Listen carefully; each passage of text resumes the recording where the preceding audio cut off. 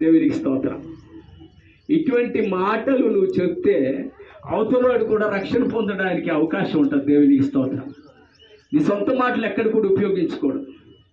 అదే కాదు, ఈ 12వ అధ్యాయం 14వ వచనములో అంతా కూడా ఈ పస్కా పండుగ, ఎర్ర సముద్రము, ఐగుప్తు దేశంలో అద్భుతాలు, అలాగే దేవుని బిడ్డలారా ఇవన్నీ కూడా చెప్పాడు.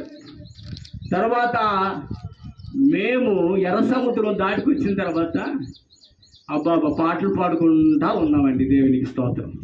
అందరూ కలిసి పాటలు పాడు. మేము ముర్తన్నా మా అన్న, దేవునికి స్తోత్రం. అందరూ తెల్లెంటుకలు వచ్చేసి దేవునికి స్తోత్రం. నాకే రాలేదు. హల్లెలూయా. మంచి యవనస్తులు. దేవునికి స్తోత్రం.